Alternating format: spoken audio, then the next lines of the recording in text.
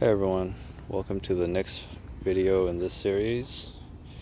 This time I'll be describing the front bumper.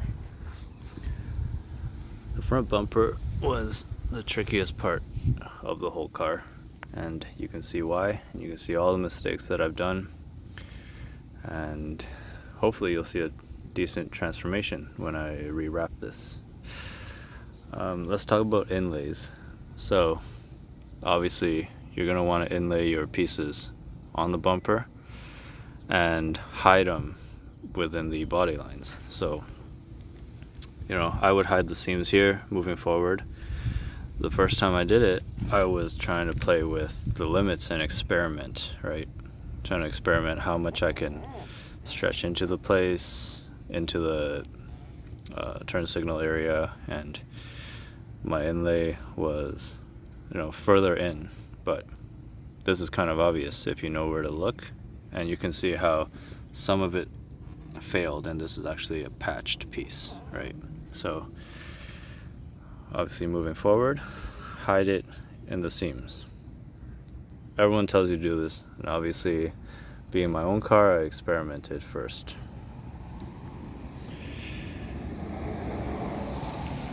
The next part is post heating. And wrapping through the bumper, and I have an aftermarket hood where the gap is a little bigger, so try to move these pieces further up, and I don't think I post heated enough. So the corners, and I didn't feed the material in as well as I could have, so the corners in here, this is the worst of the two sides, and that could have been fed in, post-heated properly, and it wouldn't fail, right? And if it does, in the next round, I'll just add a separate piece on the top and just connect it with the other piece.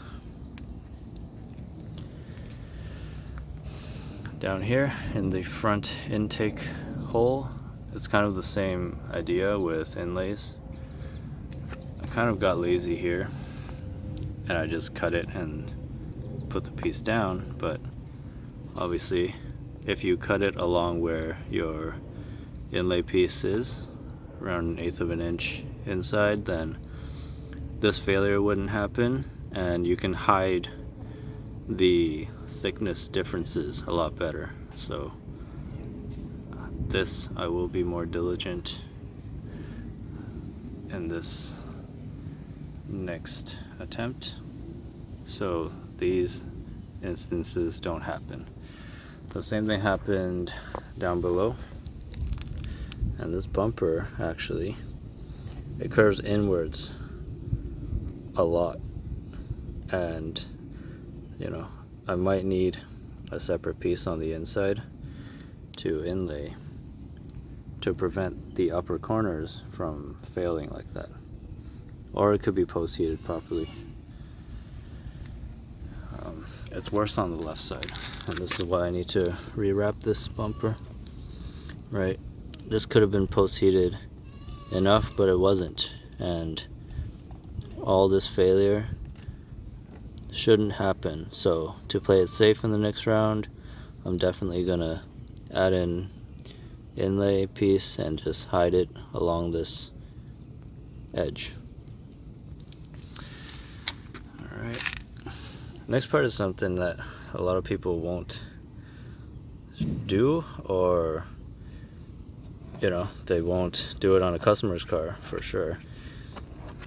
This was my second attempt at the bumper, and I didn't want to spend more money on the roll at the time. So to make do with what I had done, I didn't stretch the bumper enough. So I had a lot of slack here, and what I did was just cut the pieces, overlap them, and just left the seam here right in the front, so I prevent redoing the whole bumper again, because I ran out of material. Alright.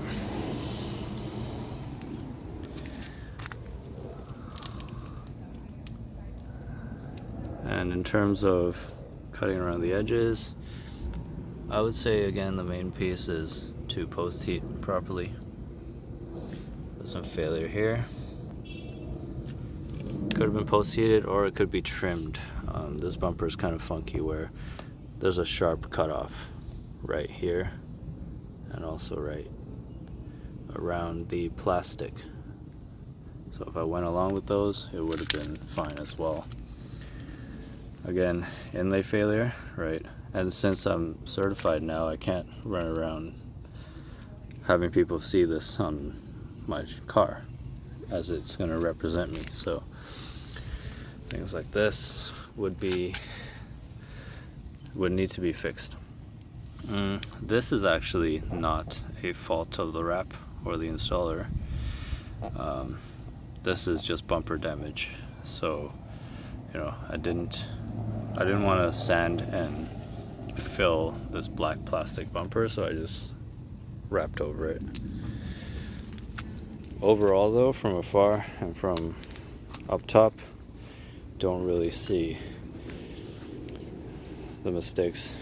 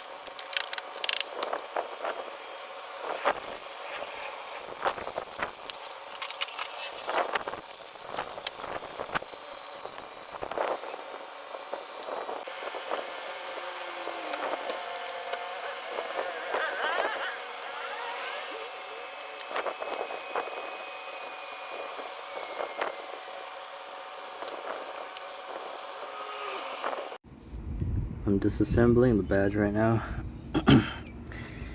And for Fiat, they really use these pain in the ass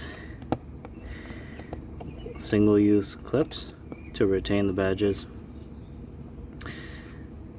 I don't know if I can change these to the screw type.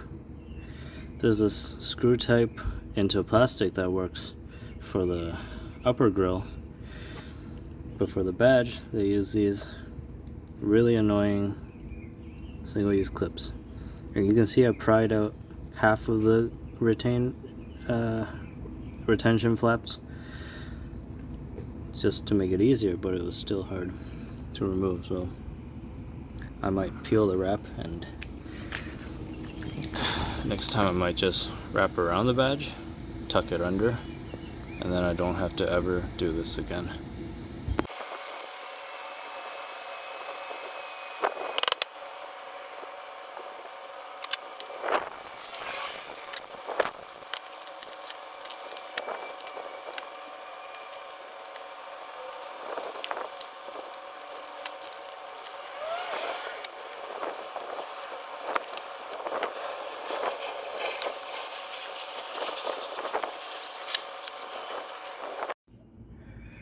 I also wanted to show you guys that on the front bumper I also added in a seam on the bottom where it's hidden.